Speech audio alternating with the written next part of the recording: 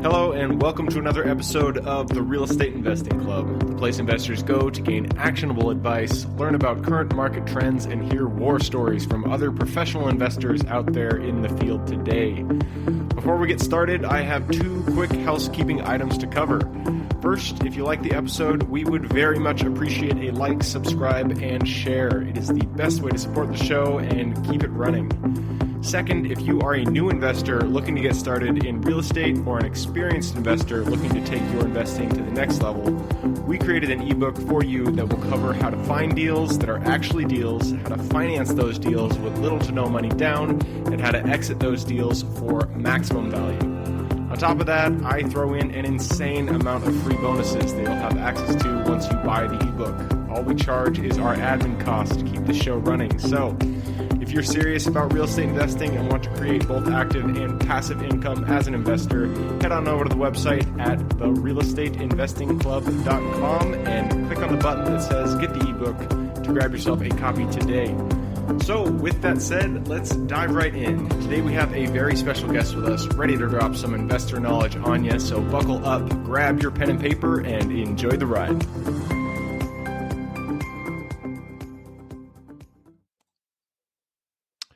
All right. Welcome back to another episode of the Real Estate Investing Club. Today we have with us Ezenwanyi Abii. I think I nailed her name. Good job. Hi. You did. Ezenwanyi is a licensed attorney and manages a law practice and real estate business while providing real estate project management services to investors. As a realtor, she works with investors to strategically plan and execute on real estate deals, both commercial and residential, and when needed, provides turnkey project development management. Ezenwanyi is here to talk about development, and I'm super excited because I have zero experience in that field. So, Ezenwanyi, how are you? Thanks for hopping on the show. I am very well. Thank you for having me. I'm excited to be here. Awesome. So as I said before the show, we always start with stories. I like to hear how people got into real estate. So take us to the beginning. How did you get started down this path? Beginning, bought a foreclosure. Beginning foreclosure about 12 years ago. I wanted to buy my first home, but I knew I wasn't willing to pay full price because, deals are great. Got a foreclosure, kind of lived in it, rented it out. So I did the living in and renting out some space. I rented out a room for a few years, which helped pay the mortgage. I think 80% of my mortgage was paid by the tenant. And then a couple years into that, fixed it up a little bit and sold it, made about, I think 100 and something on it at the time, paid off some hefty school loans, and then bought myself the space to keep going and started getting interested in smaller developments as a way to build my career, my wealth in this space. Nice. No, I love it. So you got started kind of with a house hack, but Yes. it was a foreclosure that you house hacked. Yes. And that kind of snowballed into where you are today. Yes, absolutely. I wasn't, initially we weren't sure where we were going, but that was exactly what it was. The house hack had a tenant, paid it off, flipped it, and then got the ball rolling. Very cool. You don't hear many people starting in foreclosures. It's always, they bought it from a friend. They just bought it on the MLS, something like that. So why'd you start with the foreclosure? What brought you through that process? Maybe it's just the desire not to pay full price. So it's funny. I think of a house as really just the house. It has to be an asset in some way. It's a box that we live in, we make it pretty, and when we're done, we kind of move on to something else. So I was not willing to pay full price. I wanted to live in a nice neighborhood. This was downtown Houston at the time, and I wanted to live in a nice place, but I didn't necessarily want to pay the prices that the market was commanding at the time. So I was actively looking for foreclosure deals, different resources, right? You can go through HUD, you can find things from HomePath, Fannie Mae foreclosures. So I was looking for something that would get me to where I wanted to be in, but at a price that made more sense to me. Yep, that makes sense. Foreclosures will definitely do that. And did you find this on market, or did you actually go to the steps and you had your money there, your hard money loan ready to take it down? On market. I found it. It was actually a tax foreclosure. So it was an interesting thing where there was which is probably where my legal background comes in as well. There were some tax issues. People were a little uncomfortable getting into it, but it was a tax foreclosure. Numbers made sense. I kind of figured out how to go ahead and purchase it and then address whatever potential issues may come up later, which in this case, nothing really did happen afterwards. They never came back. They never paid off the taxes, and I kept the property. Nice, man. Tax delinquent properties is back when I was doing wholesales for a single family. That was my favorite list, is tax delinquent properties. If Yeah. anybody is thinking about jumping into wholesaling or even just single family in general, check Yeah. out the tax delinquent lists. I'm sure you can find them in your local area from somebody out there. They're really good, really great lists to go after. They are. They absolutely are. All right, but you're not here to talk about foreclosures. You're here to talk about development. So, I mean, that was your first deal. You got into that foreclosure. You did a house hack. How'd you get from there into developing? Really, the neighborhood I was in was changing very quickly. A lot of the larger builders had come in, but of course you had some holdouts, some people who still had their property, but they weren't willing to sell to the builders at the time. Over time, I just sort of started scouting the area, and then built up a partnership, and we would buy lots. We would buy lots in the area and started building townhouses. Of course, not to the scale and volume like the larger builders were doing, but starting off in that space and started doing sort of 1-2 townhouses at a time. And that's really how I got into the development space. Nice. Okay. So you live in Houston, obviously great market. You guys have experienced tons of appreciation over the past 10 years. So you live in Houston, great market. You were in this area that had a lot of lots, it sounds like. How did you go about finding, your first lot? What did what about it was attractive to you? The zip code. Yeah. Right? As it was an area that was just going through gentrification. It was massive, lots of builders, new builders, large builders, small builders, but lots of activity in the area, lots of expansion in the area. And because I lived there, it was easy to kind of drive around and see what was happening. And having some funds aside, it was, the idea was, how do I didn't have the time to do a flip. I had a full-time job. I wasn't really interested in doing project flipping. I wasn't familiar with wholesaling. I didn't have the time to really do it, but there were some funds set aside, and I thought this would be a way to get some profit and not necessarily be extremely involved time-wise. I'd buy the lot, get a builder, general contractor, oversee and manage that relationship, but it wasn't as time conducive for me, and the Yep. numbers made sense. Yep. And that's actually, I mean, what you just mentioned there, that is the thing that keeps me out of developing is that, I've done flips and I know that it's really hard to find a contractor. So I can only imagine finding a good developer, a good builder is, 10 times as hard. How'd you go about finding that relationship and knowing that this was a person that you could trust and that would do a good job, on the development itself? So it does. It's definitely that takes some time to find the right person in the right relationship. It's also sometimes instinct. You come across a few people, you kind of want to know what projects they've done in the past. In my case, I met a few people, really hit it off with one particular person. I got to see some of the projects he had done in the past. I got to ask about who he had worked with and realized that he had actually worked with a lot of big time builders as well. And of course, built a backup list should anything happen. But it was really nurturing the relationship and the transparency and getting insight into what he was trying to do as well, which is really work with not just the large scale builders, but the up and coming ones, the smaller ones, mid-sized ones, smaller investors, as a way to help bridge the gap for people who weren't into development. At the end of the day, the big builders are here, but there's going to be a future, and the small guys need to eventually become the big guys. So it's nice to have someone who you grow with and work with as you get into that space. Yep.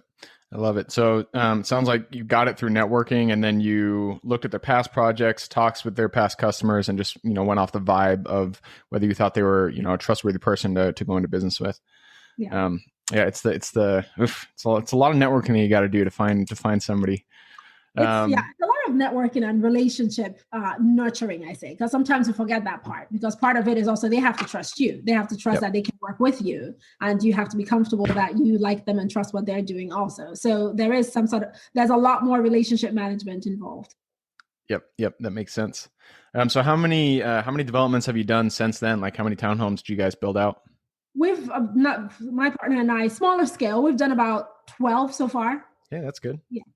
About 12 so far. And what's happening now is I am in the space where I'm beginning to help other people manage their projects. So in addition, I have my legal practice, which focuses a lot on real estate issues. I'm a realtor as well, so I can actually manage and understand the sales and the marketing aspect of things. But now, as of the past year and a half or so, we've started working with other investors in helping manage their development project.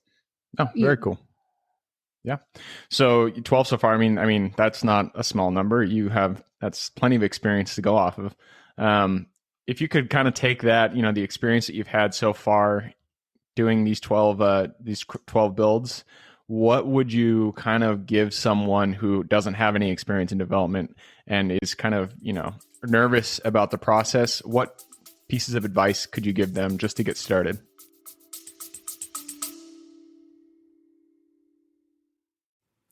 Before we continue on with today's guest, I want to tell you guys about a community I'm launching on School to help investors like yourself grow your own portfolio. In this community, you'll get access to all the docs I use, all the systems I've built, everything I've used to grow my own portfolio, as well as instructions and guidance on how to get out there and find great deals, how to finance those deals, and then how to manage them for great returns. Since we're just launching it, the price will be set at a measly $20 per month, and whatever price you join at is the price you'll have for life. We will be increasing the price as the group grows, so if you're at all interested in growing your portfolio along other investors, now is the time to join. I will put the link somewhere in the bio or on our podcast website at therealestateinvestingclub.com, so if you are interested, head on over there. With that said, let's get back to the podcast.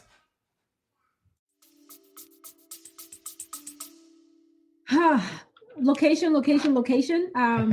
That's which really comes down to anything real estate that you're working on, and the relationship, right? Who you're working with. It's the place, it's the people, and it's the numbers. So you want to make sure that your numbers make sense for the time that you're going to be in the market. You want to make sure that the location is active enough to justify the time and effort you're going to put into it. Sometimes, developers get excited and imagine that they can be the ones to change a particular area because that's where their numbers make sense. But if the area isn't necessarily moving, you don't want to go be the first guy who goes in there. You actually want to follow someone else. You want to make sure that someone else has been there and then follow. Unless that doesn't apply if you're able to get a significant size. I have a few clients who have bought 11 acres, right? You buy 11 acres, you buy a full block of somewhere, then you get to change the neighborhood because now you are dictating what's happening. If you buy 24 acres somewhere, you get to make a difference in that particular neighborhood because you get to change what's happening. So definitely focus on your numbers, focus on location, and focus on activity. Try to make sure you're aware of what activity is happening in that area. Yep, I love it. So is the area moving? That's kind of the phrase that I picked up. Mm-hmm. How do you define whether something is moving? Do you look for net migration? Do you look for other development sites, appreciation in the market? What are the things that you are kind of looking for to identify an area as, up and coming or stagnant? Yeah, so definitely other development sites. Then specifically permits activity. Okay. Yeah, permit activity. I think it's important for you to be involved or at least know how to access the city permits or city planning websites and have an idea of what zip codes seem to be super active. There's an area I'm concentrating on now in Houston, and you can drive through and you don't feel like anything is happening. It's funny because I had my builder, I pulled him over there. I had a few investors and I pulled them over there. And the first thing is say, well, I don't see a lot of stuff going on. I mean, I see a few things, but I don't see a lot of stuff going on. And I remember telling my builder, well, you're not here because this is not an area you're familiar with. I'm a realtor, so I can also kind of scope out what's going on. But you go check the city platting and the city permitting, offices, and let me know what you find out. And once you go there and see how much activity, where people are actually going in and looking for permits, asking for variances, replatting requests, you can then see what's coming in the next 12 to 18 months. Yep. You're not just moving based on what's there now, you're moving based on what you see that's coming. And sometimes people miss that. They don't know that they can actually access that and it's public information for them to go and see what's happening in certain zip codes around their own cities. Yeah. Yeah. I actually, before I got into real estate, I was in the corporate world in business intelligence. And I used to do like all those cool dashboards. And I just wish somebody could do a visualization of like permits, so things like that gave you a real, visual representation of an area and how it's moving and stuff like that. That would be fantastic, actually. I was like, that would be great. If someone could have it, I'm sure someone would pay you for that. Yeah. Especially new investors, right? Especially new investors who are not quite sure where to go or what to do and having to search record by record, zip code by zip code. Something like that would be pretty cool. I'm not going to be the one to do it, but if somebody's out there, that's an idea for you. If someone is out there, think about it. That would be useful. Awesome. Well, hey, we blew through our 15 minutes, so I'm going to have to push us into the quick question round. Are you ready? Yes. All right. It always starts out with books. I'm a big bookie, so I like to ask 2 book recommendations, one for general life wisdom and one for real estate. Ooh, okay. I'm going to have to look at my bookshelf right now because I just looking at it, I can tell you general life. I have Tim Ferriss. Where are the Tim Ferriss books? Oh, 4-Hour Work Week? Huh? 4-Hour Work Week? No, not 4-Hour Work Week. There we go. Tools of Titans. Tools of Titans by Tim Ferriss has been absolutely profound for me. I actually have Tribe of Mentors and Tools of Titans. I think those are fantastic books in terms of general knowledge and life. I still enjoy them. I go back and I check them out every once in a while. In terms of real estate specifically, what I'm really enjoying now is The Real Book of Real Estate by Robert Kiyosaki. That's one that I'm kind of digging back into and really getting some additional insights. I have a Grant Cardone one as well that I like, but it's not 10 times. It's not the 10 times one. It's another version, but I have too many books over there. So I'm just pointing the ones that are just on the tip of my tongue. Yeah, no, anything from Robert Kiyosaki has got to be a good recommendation. I haven't read Real Book on Real Estate, but I'm sure there's good stuff in there. Yeah. All right. So next one, this goes back to your younger self, the person who had no experience in real estate. If you could go back to her, go back to the Zaya who just was, bright-eyed, rosy glasses, didn't know anything. Give her one piece of advice moving forward. Moving forward from then, where I was, get started. I like it. Yeah, get started. At the time, I was. I remember I wanted to get into flipping property back in sort of college. There were a few people I was talking to about that, and I never actually pulled the trigger. Yep. Yeah. So I wish I got started early. I know a few of them now are managing and have property all over the world, actually. And it took me about 10 years after that before I actually got started. So yeah, the advice would be get started. However, whenever you can, get started. Get started earlier. If there's any high schoolers out there, just go buy a piece of land. Well, and if you can't do that, well, talk to someone, try to get a partnership, get started somehow. Yep. No, I love it. It's great advice. All right. So this one is to habits. Habits are the foundation of our life. So if you could point to one habit that you feel contributes the most to your overall well-being, happiness, success, what would that be? Forward thinking. Okay. Forward thinking. I've been told I don't live in the current reality, which, could be a problem, but I think it's a great thing because it helps me always think ahead. It helps me think of vision, planning, strategy. All of that just means I'm constantly challenging myself to imagine what could be versus what it is. Perfect. Whatever it is, it's great. I'm grateful. I like it, but what else could be? I think that's my mantra. What can we create? You can't make progress unless you're thinking forward. So I like that one. Last question, and this one is about real estate specifically. I know you said you do development in Houston, but is there any other market that you feel that you're excited about? Actually, you can choose Houston if that's your one morning glory right there. But if there's any market, what's your favorite thing? Yeah, I like Houston. There's just so much happening. Within the city, on the outskirts of the city, there's so much opportunity. I like Houston. I personally enjoy, and it's a personal thing, I'm sure someone could argue with me, but I used to love Mexico, but I have questions and issues with that, so I haven't quite dipped in that. But I love Belize. I like Belize. I feel like it's untapped territory. Every time I visit, I see, once again, I haven't looked at their platting or permits, but every time I go, I see new hotels. I see newer companies coming in, getting up space, and just holding the space.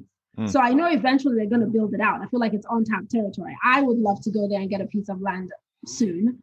And even if it's just a bed and breakfast, but yes, Belize is my place for the future. Yeah, it's funny. My uncle had a business up here in Washington and sold it and bought a land down in Belize and moved there, and he's lived there for the past, I don't know, 5 years. So seems to Really? be a good place to go. Yeah, for sure. I want to move at some point. It's part of my forward thinking plan. Awesome. Well, hey, last question. This one is for the guests or the people listening and watching. You've given us a lot of good advice. So if I'm sure there's people out there. I'm sorry, I'm having a hard time talking today. I'm sure there's people out there who want to get in contact with you. What's the best way for them to do that? Abii Legal would be the best way. I'm Abii Legal on social media, abiilegalweb.com. That's really the best way to reach me. I manage my platforms myself, so you can always send me a message, leave a comment or something, and I will generally respond back. All right, Abii Legal. I will put that in the show notes. So if anybody wants to reach out to Zaya, go ahead and click the little more in the description. It'll pop down the full description, and you can find the URL in there. Click through, say hi. So Zaya, thank you for hopping up on the show.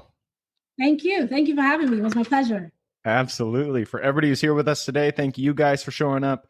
You are the reason that we do this, so we appreciate having you here. Other than that, hope you guys have an absolutely fantastic week. Keep rocking real estate, and I look forward to seeing you on the next episode.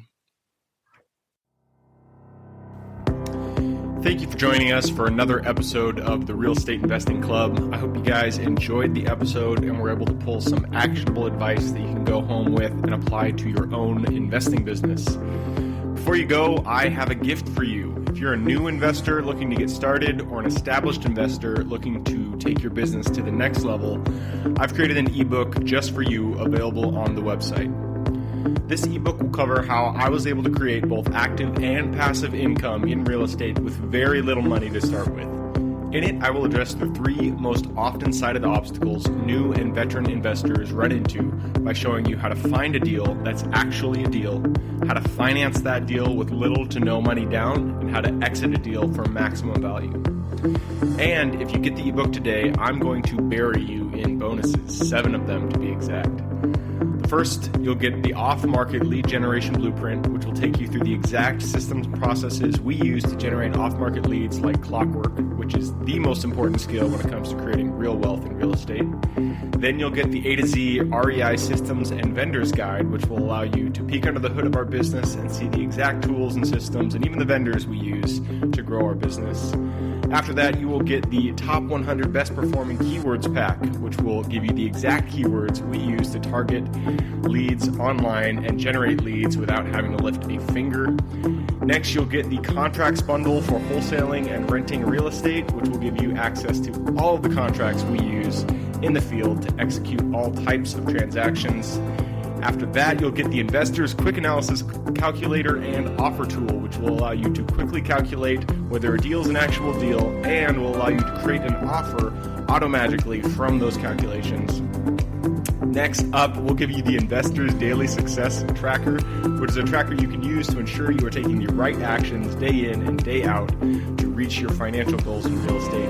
And finally, you will get the Wholesaler's Template for Quick Assignment Cash, which will give you the templates we use to present our wholesale deals professionally and efficiently to our buyers. I know that is a ton of things to say. I'm glad you were able to stick with it. So you'll get both the ebook and all of those 7 free bonuses when you download the ebook today. All we charge is the admin cost to run the show. So if you are interested in the ebook and the bonus bundle, head on over to the website at therealestateinvestingclub.com. Click on Get the Ebook Bundle at the top of the page and take advantage of that deal. With that housekeeping item covered, I hope you have an absolutely fantastic day and even better week. Keep rocking real estate, and I look forward to seeing you on the next episode.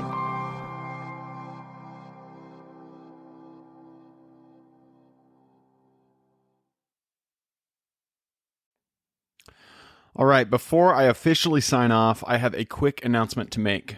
If you're interested in becoming a passive investor in one of my deals, my own company, Kaizen Properties, is looking for capital partners for our upcoming projects. We invest in what are known as recession-resistant assets, mainly self-storage facilities, mobile home and RV parks, and industrial properties.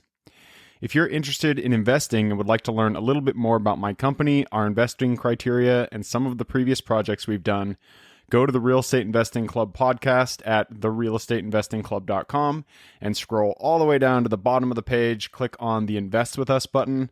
That'll pop up the investor form. Fill that out, and we will reach back out to you as soon as we can. Or if you prefer a little bit more of a personal touch, you can reach out to me at gabe@therealestateinvestingclub.com.